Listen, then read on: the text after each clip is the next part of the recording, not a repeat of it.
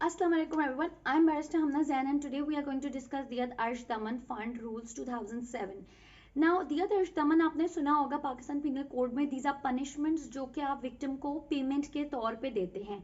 इससे पहले कि हम इसकी डिटेल में जाएं, let me just tell you it's a very small act जिसमें टोटल 7 सेक्शंस हैं और इसके बैकग्राउंड में अगर हम जाएं तो 2002 में इस तरह के कई केसेस आए थे सामने जिसमें ये पता लगा था कि there were lots of convicts. जो कॉन्विक्ट्स हैं वो जेल में सिर्फ और सिर्फ इसलिए बैठे थे they were languishing in jail just due to the non payment of दियत अर्श दमन की पेमेंट्स की वजह से. तो वो नहीं दे सके थे और उन्होंने अपनी बाकी सजाएं पूरी कंप्लीट कर ली थी, but they were unable to pay their दियत अर्श दमन जो आपकी है पनिशमेंट्स के, तो वो इसीलिए और जो फाइन्स थी तो वो इसीलिए जेल में थे. तो उसके ऊपर 14 दिसंबर 2006 में सुप्रीम कोर्ट ने भी सिमिलर केसेस का रेफरेंस दिया और जिसके बाद section 338G of Pakistan penal code subsection 2 invoke हुआ और जिसके तहत पहले मैं आपको बताऊं section 338G Pakistan penal code का क्या कहता है. It says that government in consultation with the Council of Islamic Ideology by notification in the official gazette make such rules as it may consider necessary. The federal government established Diyat Arsh Daman rules just to invoke subsection 338 subsection 2 of Pakistan Penal Code to provide financial assistance to the convicts who were in jail due to the non-payment of Diyat Arsh Daman के funds. ये amendment आई गई 338 में, ठीक है. उसके बाद इसकी सबसे इंपॉर्टेंट इसका ऑब्जेक्टिव मैं आपको बता दूं. ऑब्जेक्टिव इसका ये है कि to provide financial assistance to convicts in jail. So financial assistance देना कॉन्विक्ट्स को, इसीलिए ये रूल्स बने थे. इसका और कोई पर्पस नहीं था क्योंकि ये बात सुप्रीम कोर्ट की केसेस में भी पता चला कि कुछ चीज़ें दिस वाज अनफेयर बिकॉज जो कॉन्विक्ट्स अपनी सजाएं पूरी कर चुके हैं या पूरी नहीं भी की हैं लेकिन हाफ कर ली हैं, उसके बावजूद क्योंकि वो पैसे नहीं दे सक रहे और वो जेल में बैठे हुए हैं, सो इसीलिए उनके लिए ये लीनियंट एक ये रूल्स बनाया गया ताकि वो इन रूल से फ़ायदा ले सके. अच्छा, इसमें सबसे इम्पोर्टेंट जजमेंट है आबिद हुसैन वर्सेस चेयरमैन बैतुल माल 2002 में आई थी, जिसके तहत इसमें ये बताया गया कि the purpose of these rules, की पर्पस क्या था इस रूल्स का. एंड इस according to this case law it was stated that a convict will not be kept in jail and rot like a vegetable in jail only due to his financial condition. he can seek assistance from zakat ashar funds to repay diyat arsh daman punishments as punishment. So इसका पीछे जो पूरा logic था to get rid of convicts from jail who are confined just because of the non payment of दियत अर्श दमन and they have completed their punishments. So punishments जिसे मैंने आपको कहा कंप्लीट कर लिए हैं, पार्शियल कर लिए हैं, उसकी बुनियाद पे.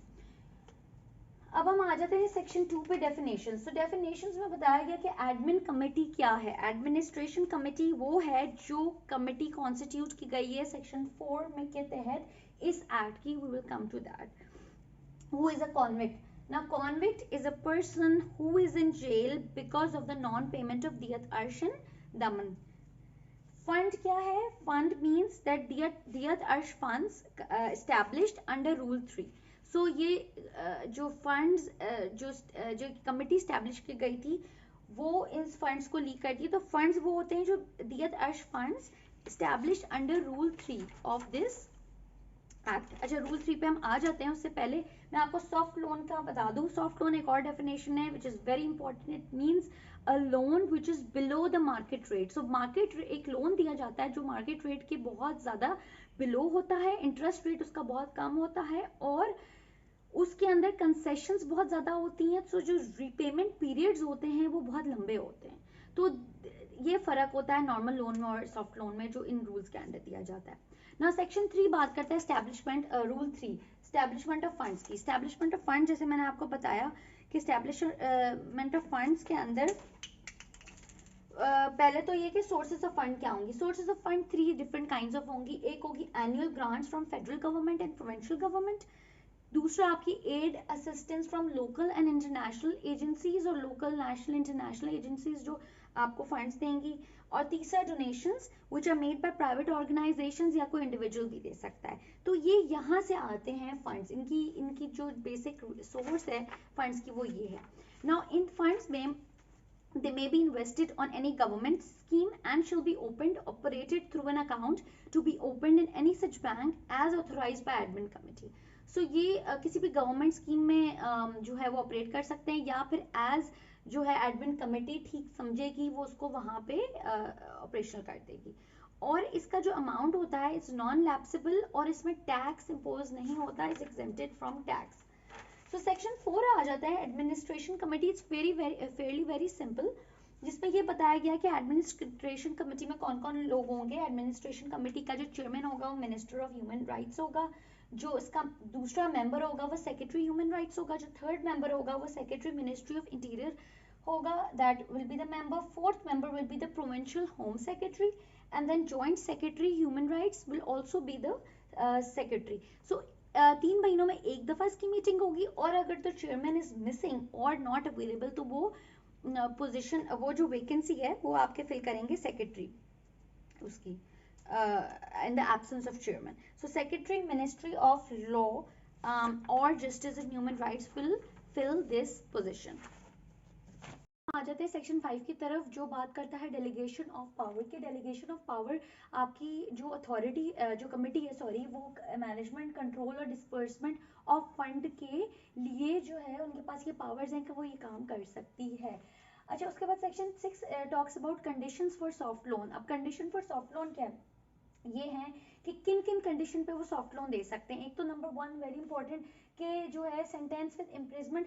सबसे पहले कि वो सेंटेंस विद इम्प्रिजमेंट हो for non payment. So for non payment होनी चाहिए ऑफ दियत अर्श दमन. अगर दियत अर्श दमन उसने पे नहीं किया हुआ तो उसको सजा मिली हुई है. एक तो कंडीशन ये होनी चाहिए. सेकेंडली कि वो जेल में सिर्फ और सिर्फ इसलिए है क्योंकि उसने दियत अर्श और दमन की पेमेंट नहीं की हुई है.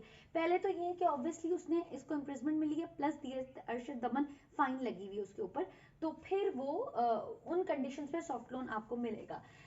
सॉफ्ट लोन में देखें, सॉफ्ट लोन जब जो होता है वो उसमें श्योरिटी बॉन्ड दिया जाता है, मांगा जाता है और undertaking for doing good job. So surety bond हमेशा लिया जाएगा और ये जो ऑर्गेनाइजेशन कंपनी या इंडिविजुअल आपके लिए ले रहा है, आपको सॉफ्ट लोन दे रहा है, उसको कहा जाएगा कि आप इसके अगेंस्ट श्योरिटी बॉन्ड दो या फिर इसको अंडरटेकिंग दो कि ये कोई सही काम या जॉब करेगा. फिर अगर देखिए सेक्शन 7 जो है, सेक्शन 7 जो है वो बात करता है कि डिस्पर्समेंट किस तरह होगी, उसकी scheme for providing soft loan क्या होगा, किस तरह सॉफ्ट लोन प्रोवाइड किया जाएगा. 2 लाख रुपए का अगर दियत अर्श दमन फाइन लगा हुआ है तो होल पेमेंट होगी. अगर तो 2 लाख से ऊपर है तो फिर हाफ आपको दिया जाएगा दियत अर्श दमन सॉफ्ट लोन. और तीसरा 5 लाख से ऊपर है तो 1/3 ऑफ दैट अमाउंट. और 5 लाख से ज्यादा है तो एक्सेस अमाउंट है तो फिर वो एक ग्रांट